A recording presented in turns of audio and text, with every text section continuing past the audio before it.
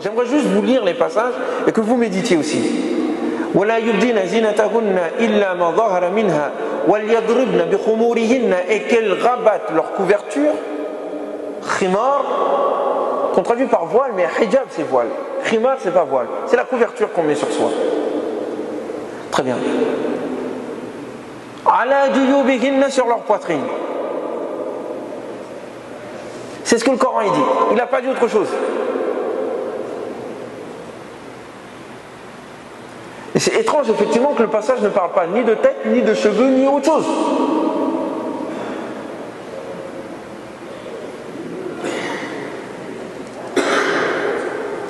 En conséquence, je vous dis tout simplement, pour l'instant, il faut que les musulmans relisent ces passages-là. Bismillah wa salatu wa salam ala rasulillah. Alors, l'audio que vous venez d'entendre, donc c'est issu d'une conférence d'une personne qui se dit prédicateur. La personne nous intéresse pas. Ce qui nous intéresse, c'est les arguments qui sont néfastes et dangereux. Alors, il y a des coranistes qui sont dans une conception complètement totalitaire, qui veulent éradiquer toute la sunna, et d'autres qui veulent revisiter la sunna à leur sauce, en fonction de leurs raisons. Bien sûr, en suivant les traces de leur cheikh actuel, Adnan Ibrahim. Et d'autres qui veulent complètement tout raser, et ils veulent seulement aller avec le Coran, c'est-à-dire fonctionner seulement avec le Coran. Pourquoi? Parce que ça enlève le cadre, et finalement, ça nous donne, l'oiseau se semble plus en liberté. Alors, dans cette conférence, vous voyez que notre ami du jour, il s'arrête sur un mot. C'est le mot qui... Tout le sujet tourne autour de ce mot. Et lui, il prétend que ce mot veut dire les manteaux. Et on voit même qu'il s'énerve un peu lorsqu'il le dit. Alors je ne sais pas s'il le sait ou il ne le sait pas. Mais bikhumurihin, ça ne veut pas dire les manteaux. C'est faux. Erreur. Bikhumurihin, vous allez dans le dictionnaire le plus connu, c'est-à-dire celui qui a rassemblé la crème de tous les dictionnaires, le linguiste le plus célèbre, Ibn Manzar, Lisan al-Arab. Allez dans Lisan al-Arab et cherchez dans le Maktab al-Shamila par exemple, la bibliothèque complète, et vous pouvez voir par exemple le mot khimar. Allez écrire khimar, parce que bikhumurihin c'est khimar. Et qu'est-ce que vous tombez? وتخمرت بالخمار واختمرت لبسته وخمرت به رأسها. Qu'elle a couvert quoi? Sa tête. Elle a couvert sa tête.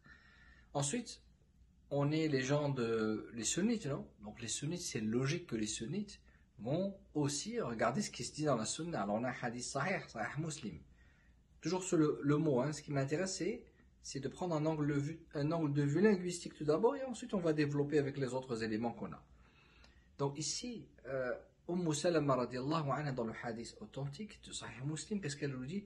Nabi sallallahu alayhi wa sallam annahu kana yamsahu ala al-khuffi wal-khimar. Que le prophète il essuyait sur le khuffayn, ça veut dire les chaussettes en cuir, et al-khimar. Khimar, sur leur manteau? Ben non, il ne va pas essuyer sur son manteau, on parle des ablutions ici. Essuyer sur le manteau? Non. Donc essuyer sur ce qui couvrait la tête. Alors ils ont dit al-imama. Même ils sont partis plus loin, ils ont dit parce que la imama, lorsqu'elle est bien attachée, alors elle a la même image que al-khuf qui prend le pied. Donc c'est pour ça qu'ici il a été appelé al-khimar. Il a été appelé al-khimar. Maintenant nous dit, subhanallah, on a des savants. Alhamdulillah, des ligues et des ligues de savants. Je dirais pas une armée de savants pour rester pacifique, mais vous avez compris. Bon, les mufassiroun, ils disent tous, les exégètes, disent tous que lorsque ce mot-là, l'explication de ce mot-là, bikhumurihin, ça veut dire couvrir la tête.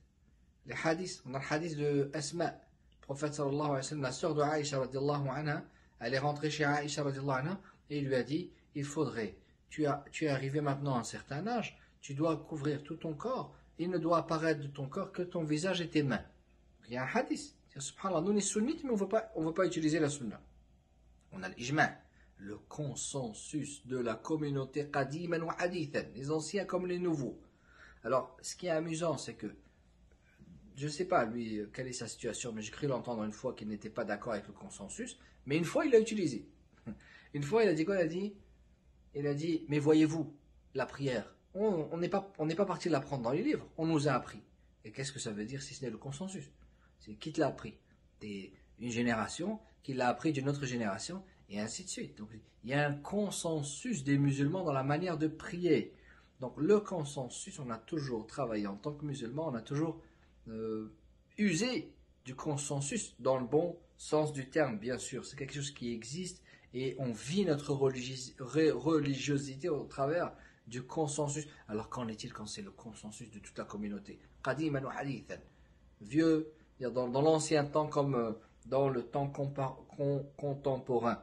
Kadalik al-fuqaha, aussi les juristes sont tous d'accord pour dire que la nudité de la femme, c'est tout son corps. Et on va trouver, sauf son visage, sauf ses mains. Alors après, on va s'arrêter sur une autre ambiguïté que vous allez voir. C'est que dans la même conférence, il s'arrête sur une ambiguïté un peu bizarre.